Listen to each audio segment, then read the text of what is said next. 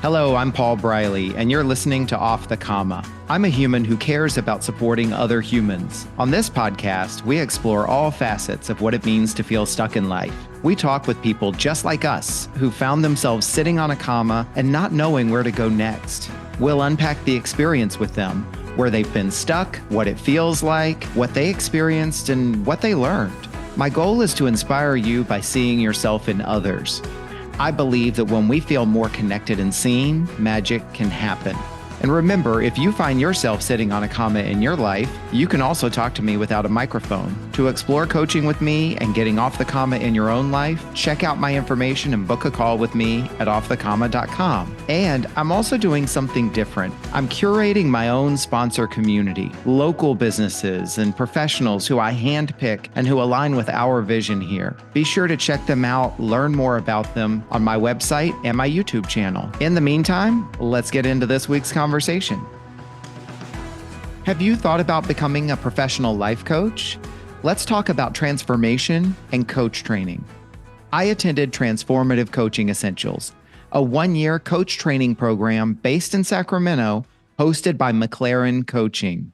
This one-year intensive program is truly life-changing. If you've thought about starting a coaching business, becoming a better leader, improving relationships, or just want personal growth and change, then I recommend you talk to Cammie McLaren about TCE.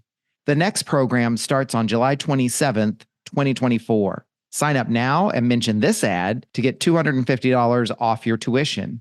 Learn more at mclarencoaching.com/coach-training.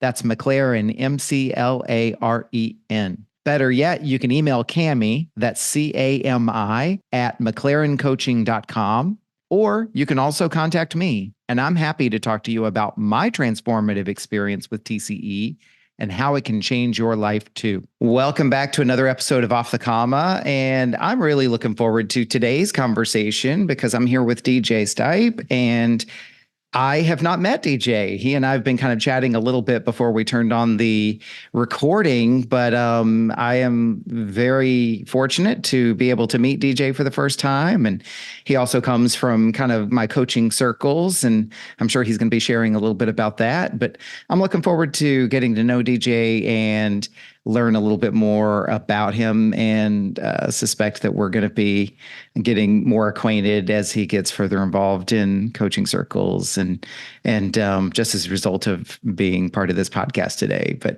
with that, I'm going to stop talking and I'm going to turn it over to you, DJ. Tell us, how would you like to be known and what would you like us to know about you? Well, thank you, Paul. I think to start off, I would like to be known as thoughtful and creative and versatile. I think that those are some adjectives that I identify with. And as far as my identity beyond that, I am a father of 3 children, one who's just about to graduate tomorrow, the youngest. So I've successfully helped all of my children across that line, and I think that that's an important part of my identity, both in what I've been able to provide my children and what they've been able to do for me and my personal growth. And then my other main identity, I think, is as a musician and a songwriter.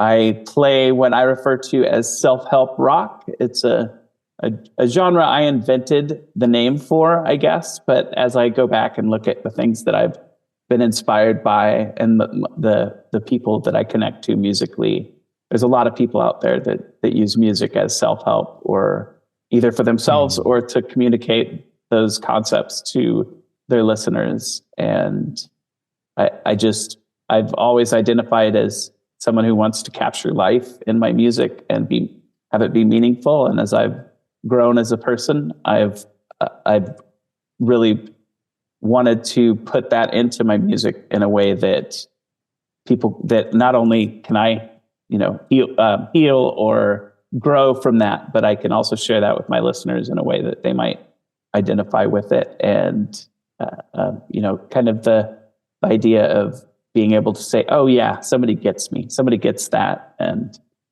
has been there. I don't feel so alone. Oh my gosh. I so appreciate what you just said. And of course, you and I were kind of chatting a little bit before, the things that we bring into our lives and our work. There's those parallels, right? What I'm hoping to accomplish with this podcast is for people to not feel so alone, feel a little bit more connected. And I'm hearing you talk about that with your music. And for me personally, like I just absolutely love the self-help rock label, because I was joking with a girlfriend of mine the other day, and it's like, we were both asking, like, that playlist, the playlist you have that it's like when you're in that state or that emotional place, it's like you go there because it's gonna like bring up all the feelings. I'm like, oh yeah, I still have the same song that makes me cry that I have since 1994, right? It still works, but they all do certain things for you. So I so appreciate that. Yes, the uplifting AF playlist is what mine is called on Spotify. Nice. It's and it's really interesting to go back and look through those songs, isn't it? And see where you've maybe added new songs with new concepts along those lines, and how that playlist itself has grown. What else is interesting too, and then we're going to get into your story. Like you've already hooked me in, right? I realized the other day, like there's the songs that trigger certain memories, right? Or events in life and that sort of thing. I remember when I went through that or whatever. And then there's the songs that trigger certain memories of certain feelings. Like I don't necessarily remember what happened in my life, but I remember how I felt. Yeah. Right. And anyway, it's just we could go down a whole different path with that, but it's just like music is so evocative. Absolutely. And my favorite as a songwriter, one of my favorite experiences is when I listen to a song years later and I can remember what I was feeling when I wrote it, but I feel something completely different now that I'm listening to it as I've grown over those 10 years or whatever. Now all of a sudden this song has new meaning to me and in a way that I didn't expect it. Nice. I remember one of our other guests, Delamina, mentioned something similar too about how it evolves for the creator themselves. So I'm looking forward to hearing more about your experience with it as a creator. Let's get into your story. Let's give you an opportunity to get into it. Obviously, I ask the same 5 questions of every guest, and you and I haven't talked about what you're going to be sharing today, so that I can hear it fresh, as well as everybody who's listening for the first time. But before we get into those 5 questions, I always like to start with this question for every guest. So DJ, as you think ahead to call it the next 45 minutes or so of our conversation together, what intention would you have for yourself? Well, my intention, I think, would be to experience this podcast from the inside. I've listened to a lot of episodes and have had that experience of I'm not alone with each one in some capacity. So my intention is to connect in that way and to hopefully share something about myself that I can learn from, and that maybe a listener or two out there might be able to say, oh yeah, I'm not so alone. I understand that experience. Nice. Okay, good. My intention is to support your intention, create the space for you to be able to do that. And as you've already said, and as always, like many someones out there will hear your story and they'll see a little bit of themselves in that story and feel a little bit more connected, and in the best case, feel inspired and perhaps even empowered to do something new or different, or maybe the thing that they've been putting off in their lives to take a stand for themselves. So I'm looking forward to that. Let's jump in with the first question. So, DJ, where have you found yourself sitting on a comma in your life?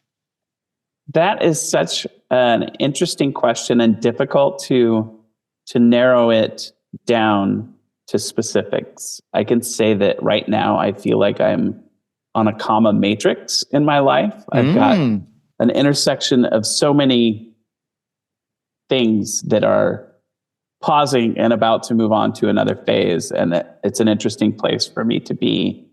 And I think it's important to go back and draw on those commas from the past. And so I think I've got a few of those I'd like to touch on that have helped to define me. And I think the first one that I can really remember being at a standstill and not knowing what is coming next was as a 17, 18-year-old, I had gotten into drinking heavily and partying, and ultimately that led me to getting kicked out of my parents' house. And eventually I ended up homeless in Minnesota for about a year. And it's not a feel sorry for me type of a homelessness. It was a decision, I think. And there was something freeing about that experience, being with all these other homeless youth in Minnesota, which is a very interesting punk rock community there also, I think kind of pulled me in. But at some point I finally opened up and asked my mom if I could move back home. And we had kind of healed some wounds between us by then. And she said, yes, but you need to either enroll in college or within a year you need to join the military. And I didn't know how I was going to afford college. So I joined the military, and as on the delayed entry program, I pushed it out as long as I possibly could because that scared the heck out of me, the idea of being in the Navy. That's the branch that I chose. So that was like a year-long comma for me, I think. And during that time, I also began to express my bipolar condition, though I didn't know that's what was happening. And it really came, it came to the forefront as I joined the Navy, as I found myself in the middle of the ocean in a box with 250 other men, and experiencing my reaction to that, which I think ties back to some trauma from when I was very young, but also then opening up that bipolar side of me and not knowing what it was, led me to more drinking. And I think alcohol was something that made those things kind of go away at first anyway. And in the Navy, there's plenty of opportunities to explore that.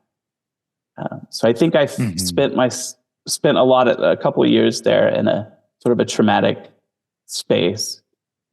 And if I may, yeah, absolutely, please. So, because I mean, there's questions that come up, and I'll jump in from time to time. So, this certainly, sounds like it was a big comma as you've described it, because what I'm hearing you say is there's kind of this journey that I went on. I was put out of my home, but I also kind of went along with that. Life unfolded at this period. I started experimenting, right? Alcohol became a big part of it. And then during this kind of period of your life, you said you started, I don't remember the exact word you used, but this bipolar, what do you call it? I think expression. Yeah. It expressed itself through me in reckless ways, I guess. Okay. Yeah. And thank you for clarifying that, right? Because that's certainly not an area of expertise in my life. So it makes me curious. So how did you know, in what ways did this expression come forward, and how did it contribute to this comma that you were sitting on? So the expression was in a very reckless way in my life. I was doing a lot of reckless driving, drinking and driving, things that I'm definitely not proud of. I ended up in a lot of disciplinary situations in the Navy because all tied to drinking or some sort of excess like that.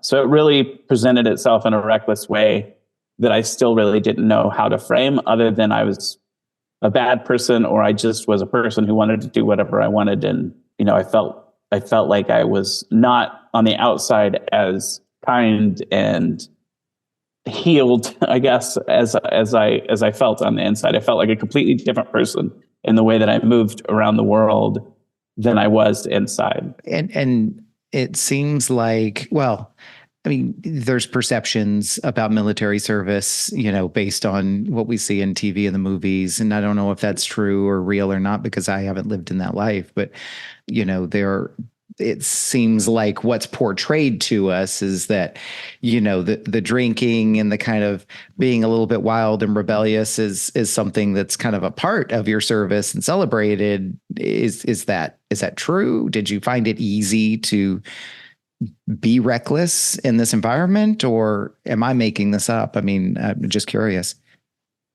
No, absolutely. No, absolutely. Especially, and I don't have experience in other branches, but in the Navy, you spend weeks, if not months, out on the sea without any sort of outlet or anything. And then you come to a port, and typically ports are in places where they sort of cater to that sort of clientele who are going to come off the ship and want to party.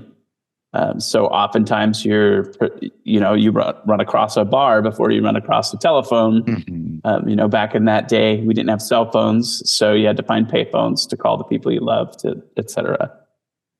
So it definitely in that way catered to it. And then also just a lot of the senior officers or senior enlisted personnel were sort of like mentors in that regard, as far as like, taking you out on the town and showing you, how to really experience a place through that lens. And that's the funny thing is, as I say that, I remember all the things that I've looked back at, all the places that I've looked back at having gone and not really experienced. I was in Cartagena, Colombia, and I went out one day and I basically drank the whole day, and I didn't get to go do any real sightseeing.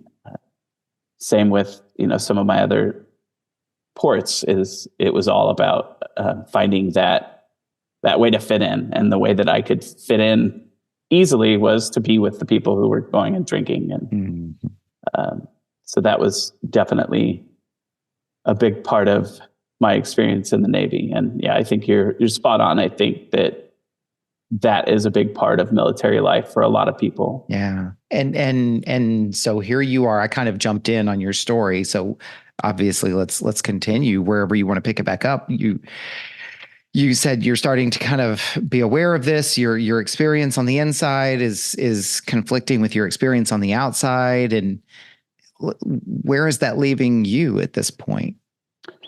I was just really lost. I had gotten married at a young age too. When I when I got out of boot camp, I married at 19 and took my wife to San Diego. And that was a whole different challenge to that experience, because she was left at a port completely alone as a young person. I mean, at a base as completely alone as a young person. I was in this relationship that I was not prepared to have, and I was in this profession that I wasn't prepared to have, and ultimately it culminated in me being kicked out of the Navy for drug abuse, or for drug use. It was in Cartagena, in fact. I tried cocaine for the first time, and we had a urinalysis, and there's no tolerance at that time. So I was immediately kicked out and left to figure out what to do with my wife once my treatment program was ended. And I ended up moving with her back to Wisconsin, and with her family. And I still hadn't discovered that I was bipolar. I just knew that I was still being drawn towards this sort of recklessness.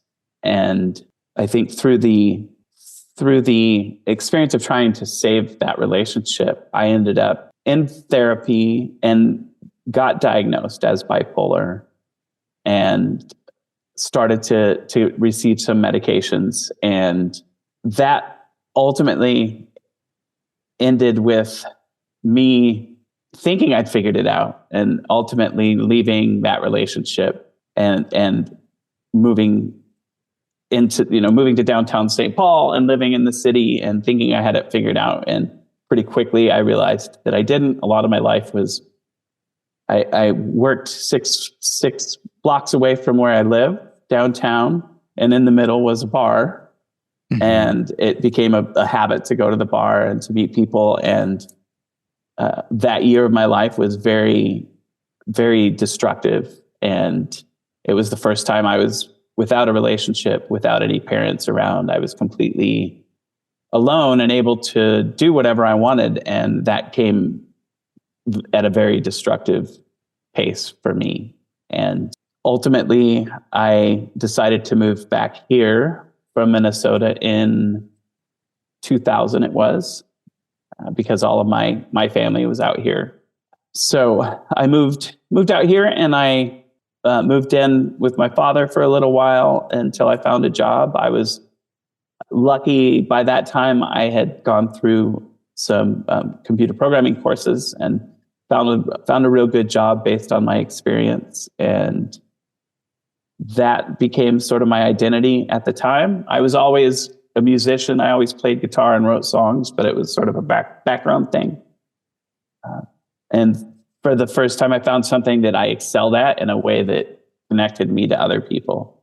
I was able to program software and get into project planning meetings where there's that kind of connected energy, where I was leaning into it instead of sort of being afraid of it. Like the interactions in the Navy on the boat there was a lot more. I didn't know where I belonged. I didn't know what I was doing. This was, I think, the first time where I really felt like I had found something. It seems like it's such a significant point because there's so many things here. So what I'm hearing you say is okay, now, as you've kind of been with this experience of, the alcohol, the drugs, obviously with the example that you gave in Cartagena, and then kind of coming back home, there was this disconnection, right? There was this experience with, just as you called it, reckless, right? But then you kind of fast forward to the part of the tale where now you're exploring computer programming, you're reconnecting with your music, you're in these meetings, and you're really revealing to us that you found connection. And a couple of things. This is why I wanted to jump in, because it's such an important call out. And then I want to hear what you have to say about it. Is, there is a lot of talk out there in recovery circles, for example, where they talk about the opposite of addiction is not sobriety. The opposite of addiction is connection. I myself quit drinking 3 years ago, just about 3 years ago. And I chose my own path to navigate my way through that. But again, a little bit later, I went through training to become a sober coach. And that's something we talk about all the time, is the importance of connection, All that rambling, DJ, I apologize for the ramble, but what I'm hearing you say is you've gone from a place to a place of connection. And what would you say to that? Like, how does that land for you? What would you add to that?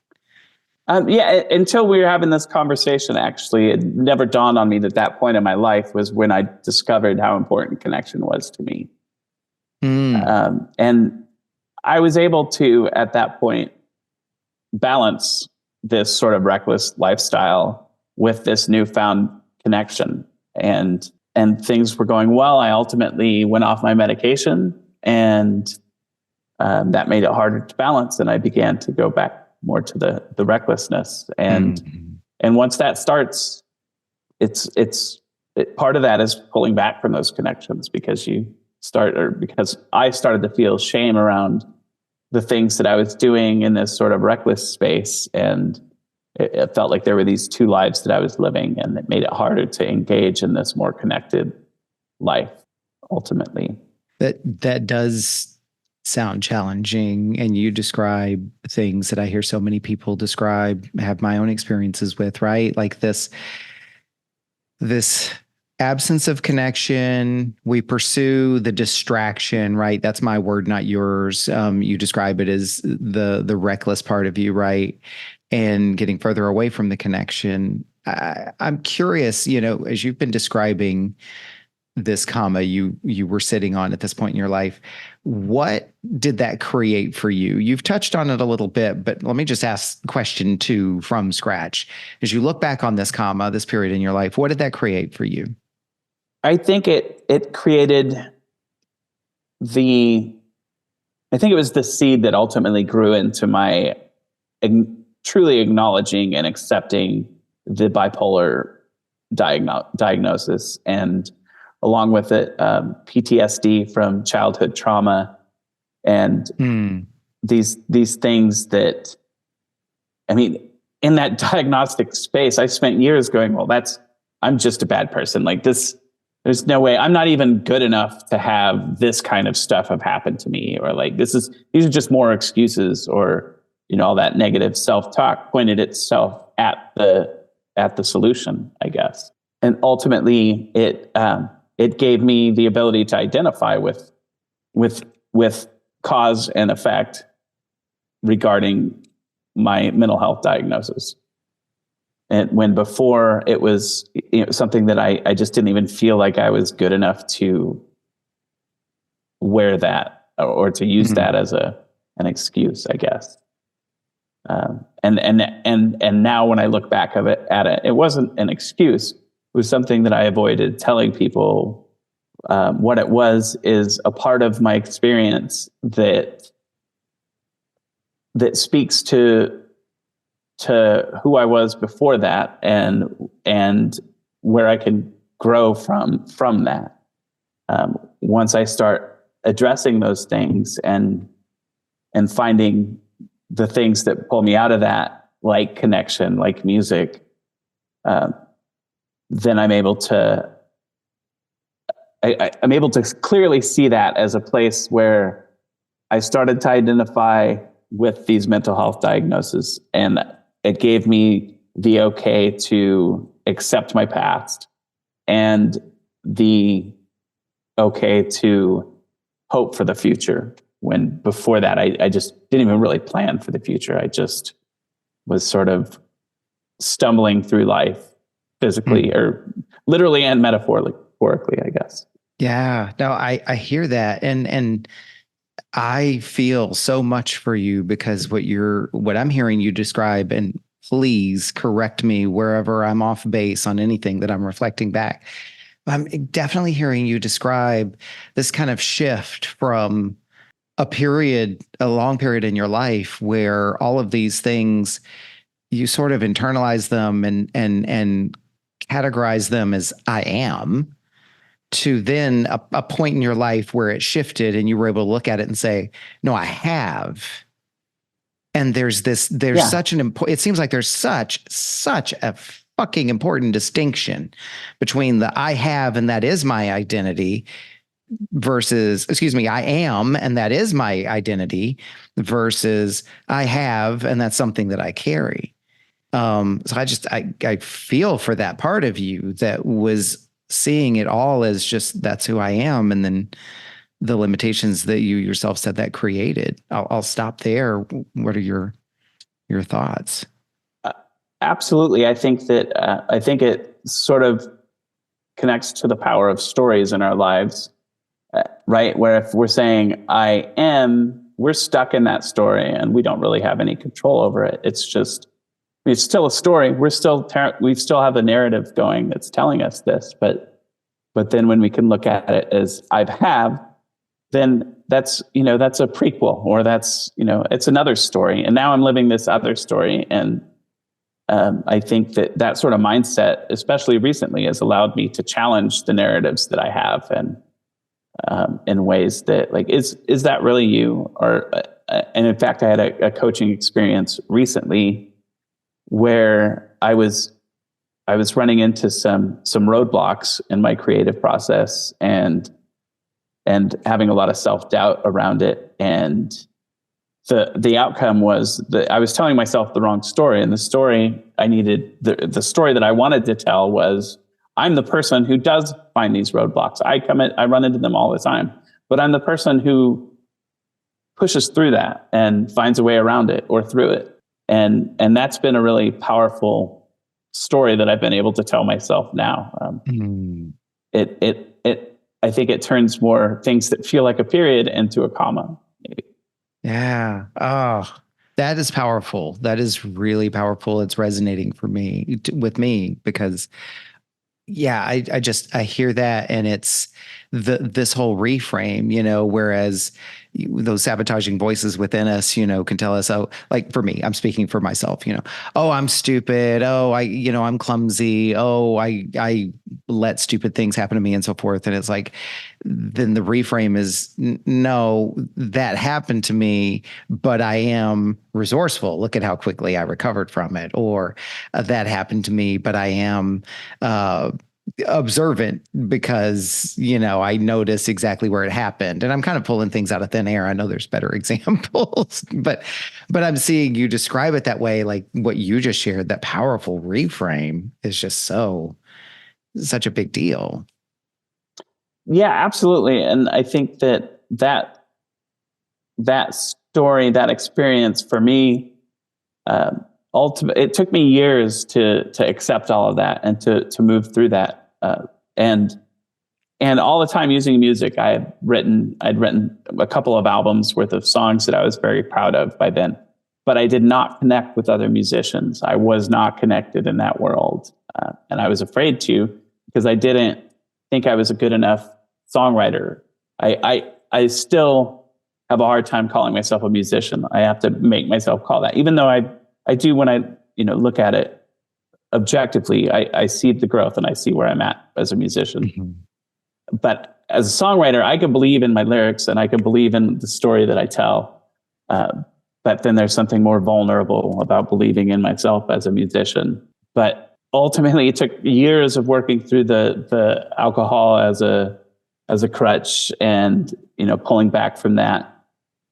And it took me up until 2018 when I finally started to connect with other musicians in a meaningful way. And I think of that as another really big comma in my life, where I made the decision to go out to a meeting of a songwriters circle, Sacramento Songwriters Circle, and this really great musician named Heather Evans had started it. It was pretty brand new, actually. But I went to, I think it was at the end of 2018, I went to one of their meetings, and it was like everybody shared a song and then like gave each other positive feedback. It wasn't a critical space. It was this is something I'm proud of that I'm working on, and kind of get, that positive feedback. And I looked around, and it was like, I felt like I was where I belonged. I didn't feel like an imposter anymore. I saw that I had found my people, I guess. And that really led me to, I can't even, count all of the friends that I have today that came from that one decision to go to that songwriting circle meeting. And it created so many wonderful connections in the music world and just personally, that, friends who are there for me now, like, started in that, either directly or in that, through the people that I met in that room. And ultimately, I was very proud to be asked by Heather in 2000 to take over as the director of the Songwriters Circle. She was moving back to Ohio, and there was something just really, it was a story that I couldn't deny myself. I had to see, look, this is, you as a person were deathly afraid for 20 years to connect with other musicians because you didn't identify as that, and you were afraid to identify that. And in 2 years, you went from taking that step to being somebody who people looked up to and who turned to in order to flesh out songs, and sent their unfinished lyrics to me to have me review them. And this sense of musical community happened, and then I was being put in a role where I could help drive that. And that is where I started to identify as one of my really good friends, Michelle. She used to be a doula, and she once called me a creativity doula because of that part of my identity. And I just loved that, the idea of helping someone birth their creativity. But that's I think that 2 years was a very important story that I was able to then tell myself. And that's, I think, an example of you run into obstacles, the fear of going out there and connecting and then pushing through that. And it led me to somewhere where I could really stand up and be proud of who I was. Wow. That is so powerful. And just an acknowledgement, right? Like you said, you loved that being called a creativity doula, something resonated with you. And it also seems like there was potentially a lot of validation in that, the just being seen, not only having a name and a label to put on it, but somebody else seeing you. I mean, how did that feel for you? Oh, that felt wonderful, especially with a friend like that who was just a powerful force in my life, and somebody who really helped me to emotionally mature through my relationship with her. To be seen like that by somebody that I admire so much, it was a very, very powerful experience, and it definitely started me down a path of looking more into creative philosophy and understanding how to use the network and the connections to create art, to help other people create art, to help share art. And it keeps coming back to connections and the power of these connections. It does, absolutely. DJ, I feel like you've answered this question a little bit, but I'd like to ask the third question, and that is, what have you learned about yourself as a result of sitting on this comma? Sure. I've learned that all of these experiences, good and bad, none of them define me. They are things that I went through, and who I am is a constantly changing thing, and I get to redefine myself. And looking back at those things in constructive ways really puts the bad things to use as much as it puts the good things to use. Because I can see where certain shifts in my awareness of who I am pushed me into a new place and really grew to be the story that I can now tell myself. And that's that I'm the person who runs into obstacles because I'm willing to take chances. And I'm also the person who figures out how to get around those obstacles or how to use the obstacles for my benefit. A big shift from the beginning of your story and the way you were describing your life and your experiences. Yeah, absolutely.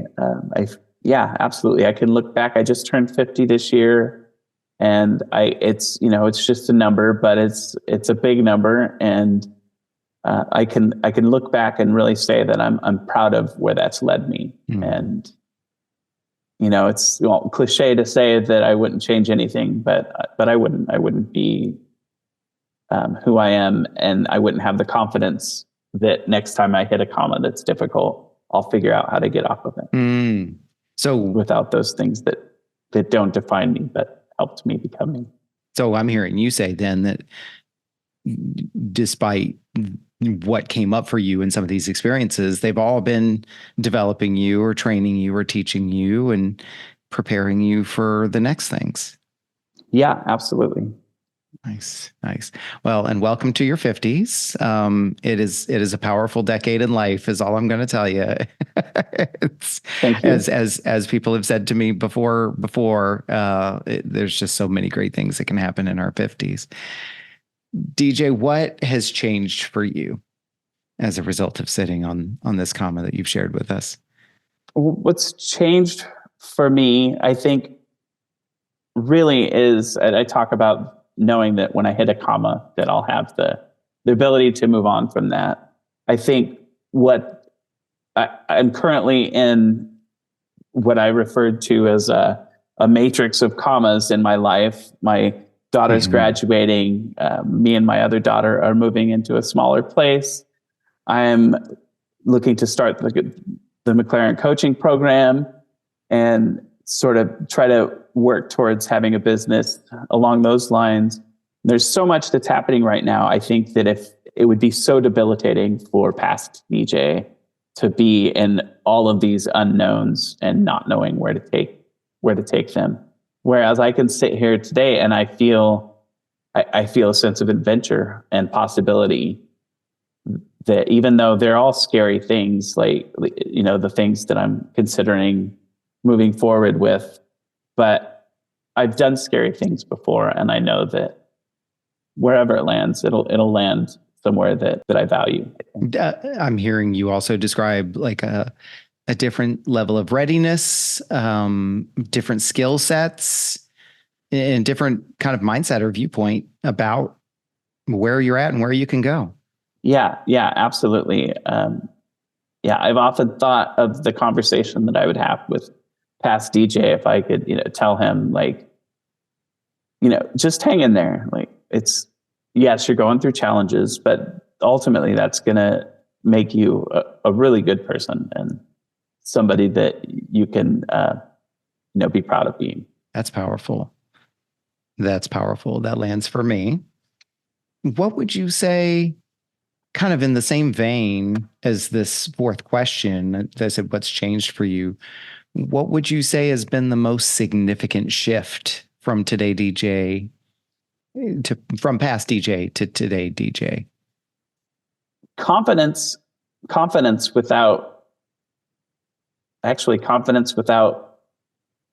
competence. I don't know if that makes sense, but the confidence that I will get where I want to go without having all the answers right now. I know that the answers will come, and just like I'm working on a video project, and I had analysis paralysis big time. I didn't know where to take it, and I just thought, okay, take one image that you can see and start working from there. And ultimately ended up with a video project that I think is going to be completely different than what I imagined. But I really like it. And if I would have not taken that moment to gravitate towards one single piece of it and just say, whatever happens, happens, I don't think I would have gotten through the project. I think I would have eventually just decided I wasn't going to make it happen.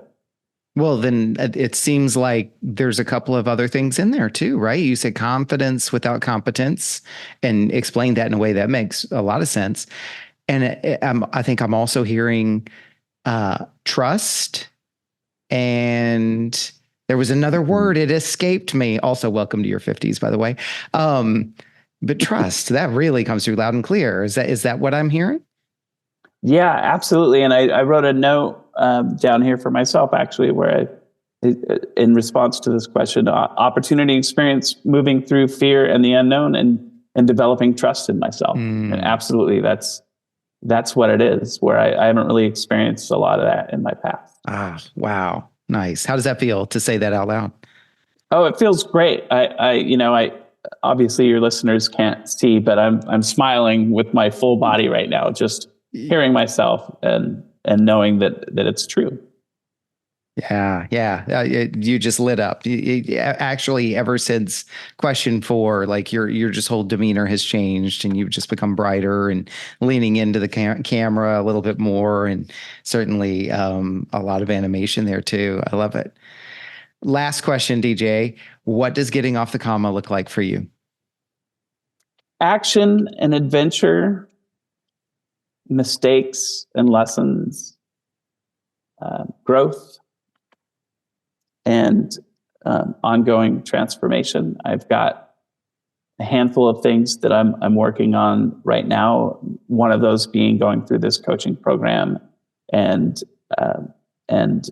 moving towards creating my own business that revolves around the idea of taking advantage of psychedelic medicine, the neuroplasticity, and the space that those sort of medicines can create for people, and putting that into a coaching environment where,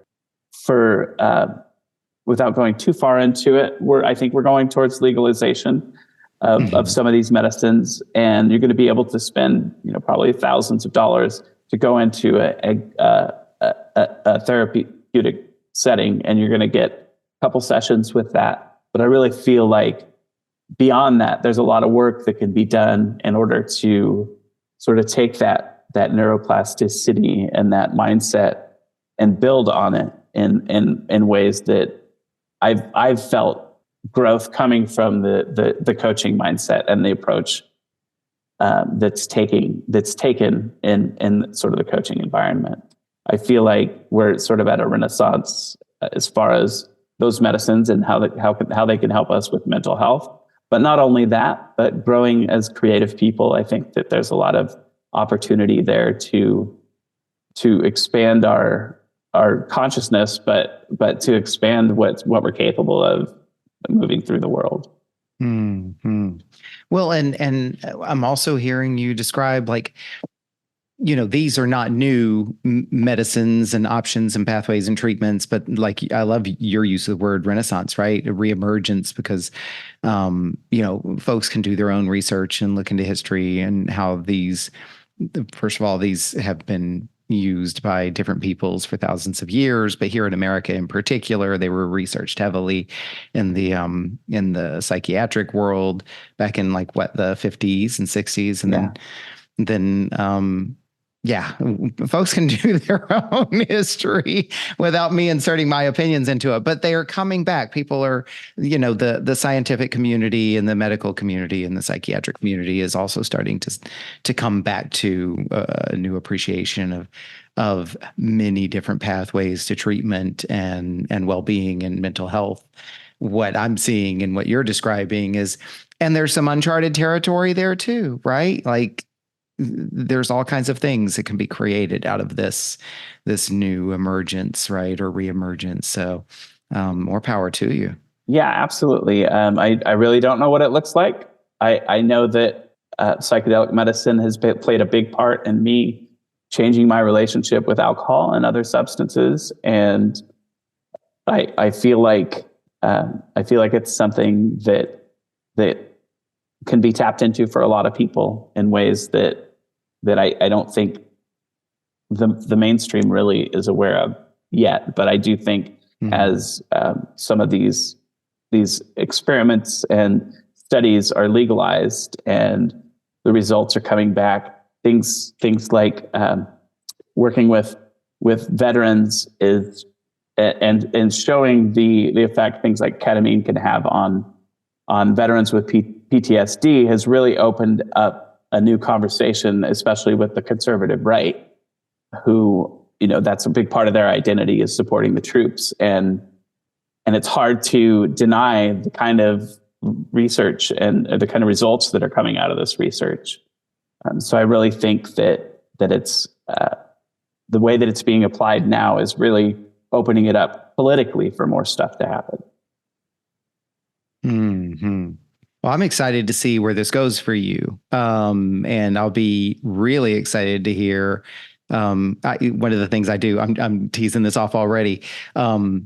Typically after guests have been on the podcast, some number of months later, I'll bring you back and we'll just have a 15-minute conversation and check in to see what you're up to and what you're doing. So maybe this is something you'll be talking to us, 6 months or a year from now. We'll see.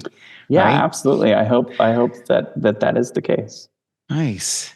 DJ, thank you for sharing your story with us. I so appreciate it. And there's just so much more that we could explore and learn from and hear more about. There's just not enough time in an episode to really unpack it. But I really do feel like, so much of what you've shared has resonated with me. And I know it's going to resonate with folks out there. As you look back on the conversation now, what would you acknowledge yourself for? I would acknowledge myself for opening up and being more vulnerable about those early experiences that I had, which coming into this, I had a lot of more present things in my mind. But as I tapped into that early spot, I'd like to acknowledge that I was vulnerable enough to share some of those things. I think it's going to be something I take with me and kind of sit with for a little bit and beyond this moment, acknowledge myself for not only the conversation that we've had here, but for how I've moved through those parts of my life, which I don't have a lot of opportunity to do. But I think, I'll acknowledge myself for being vulnerable and for being willing to open up about the challenging parts of my journey. Yeah. I'll acknowledge you also for kind of what you shared in your answer to the fifth question, which sounds like there was also a little bit of show up and trust there as well. Yeah, absolutely. Yeah. And I think that I embody that here with this podcast and this episode, this interview. I had a lot of self-doubt coming into it, and knowing my conversation style and how I meander, I was worried about, where it would go, where I would take it. But yeah, and in fact, listening to one of your previous episodes with Emily, I can't remember her last name, but was talking about a very similar thing where all of your guests sound so well educated and so well versed and able to talk about these things in a way that is almost intimidating if you think about it in the terms of, I'm going to go be a guest on this. So I just had to let go of that and just trust that it was going to, be the experience it was supposed to. Yeah. Oh, I'm so glad you did. And I have to acknowledge this too before we wrap up is I've heard that feedback before. And yeah, Emily had shared that, and I've heard other people share that. And for anybody who's listening also, this podcast is only a year old, and I've been getting my guests from the people who are close to me. So it means that I've been getting a lot of my guests from my coaching community and my professional training and development community. So, not to diminish anybody's personal experience or stories, but a little bit of what we're hearing so far has been by the fact that my circle of guests is still limited to a certain type of community. So it makes sense that, coaches know how to talk about these things and trainers know how to present. So not that I'm no shade to any of my past guests. I'm looking over here as if they're all standing in the other room. Everybody is just authentic and raw and vulnerable. And so I'm glad you were able to come and do that as well, because that's literally what everybody's doing, regardless of their skill set. So, thank you. And I also want to acknowledge you and thank you for creating this space to talk about these things and being such a wonderful interviewer. And I think it's more of a coach type of a mindset where you're bringing things out of myself that I hadn't really thought of before I came into this conversation. Thank you. I appreciate that. And that is what I'm trying to create here. So I'll take that as feedback that I'm doing what I was hoping I would accomplish. DJ, back to you. So if people wanted to look you up or reach out to you or connect with you, I'll put all of the links in the show notes, but where can people find you? The easiest way is just isleofstipe.fun. It's my website. It's got links to everything else, but pretty much on any social media platform, if you search for Isle of Stipe, ISLE, like an island of Stipe, STIPE, you can find me. I picked that name because it was not out there. So most places, if you search that, you'll land on. So that's the easiest way. Oh, nice. I was curious if there was any other significance or hidden meaning or anything like that. I think it's largely a nod to how isolated I've been, and I've made myself through my musical journey. And when I came up with that name, especially, it was sort of in the beginning phases of that, connecting to other musicians. I felt very, very much isolated and alone. So I identified to the idea of an island. Wow. And yet every island is connected under the water. Yes, absolutely. I am clapping. That is awesome. I love it. Okay. Last thing, and then I'm going to let you go, DJ. So one of the other things that we do in this podcast, because I believe in the creating of space and lifting up each other's voices. And also, I feel like it's a part of your story as well. We do this thing called acknowledgements. So it's anyone else in your life who is important that you would like to give a voice to or boost or lift up. And that can be a cause or an organization, individual creators, or just people in your world. Who might you like to acknowledge? And I'll put their info and their links in the show notes. Sure. So I think I really want to acknowledge my kids, and especially my two daughters who have lived with me.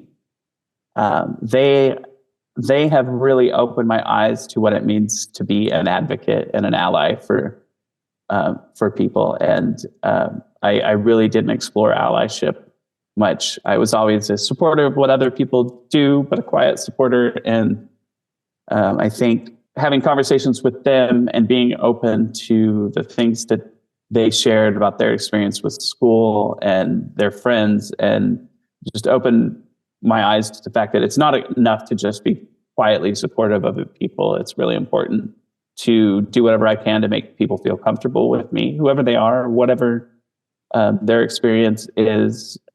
It's important for me to engage in that way. And I really think that was a seed that was planted in a conversation sitting in my girls' bedroom floor, just talking about the challenges they were having in school. So I definitely want to acknowledge them. And I'd also like to acknowledge my friend Michelle I brought up before. I met her in 2000, and she's just a really terrific person. And she really has modeled how to be an emotionally mature person, how to healthily express needs and share boundaries. And really, I've grown so much in the last 4 years, I think, through that relationship. So I want to acknowledge her. And then a couple of organizations that have been meaningful to me. First one is a local organization in Sacramento called 916 Inc. They go into schools and they have writing workshops where they get however many kids together, and the idea is no red ink. You write and you're supported 100% with what you write. And then at the end, there's this publishing phase where they are given ideas of how to edit their work for publication and stuff. But that's after all, they've already been supported. And then ultimately the organization pays to publish that and to, give them all physical copies of an anthology of their work, and they get them into libraries. You go into libraries in this area anyway, you can find 916 Inc. books that have been published by numerous schools and libraries and organizations. And that was really my first entry into service, when I had my own psychedelic awakening that told me that the answer was service. And I didn't really know what that meant. I happened to hear about this organization that was starting, and I got involved, and it really lit me up as far as showing up for other people. So that's a really wonderful organization. And then Hippie and a Veteran is another organization that I found through another podcast that I listened to, actually. And it's a veteran and her husband, who's a hippie. They've come together. They're working to get some of these alternative medicines to veterans who are experiencing PTSD. Ketamine especially has shown a really good promise in that arena, and they are working to get people those medicines without having to pay outrageous costs.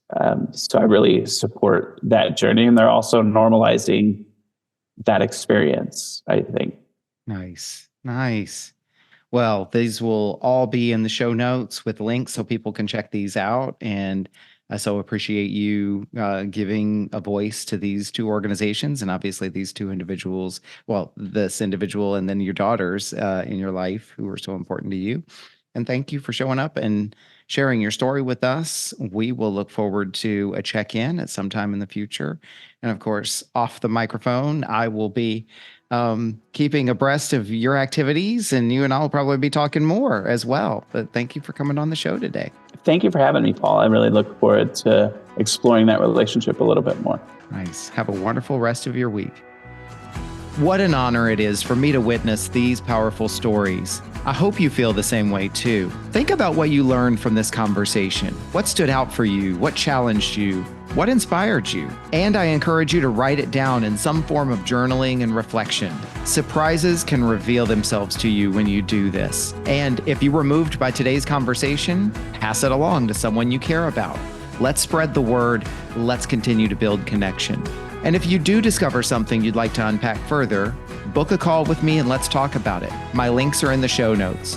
Be sure to like this episode, follow the podcast here on this platform and social media at Off the Comma, and feel free to comment and interact with these posts and episodes. Check out my website for workshops, events, and my sponsor community. I'm covering the costs of production by curating my own sponsors who align with our vision. Be sure to check them out. They're all powerful people and businesses. Thank you for listening to this episode of Off the Comma. As always, keep noticing and keep listening.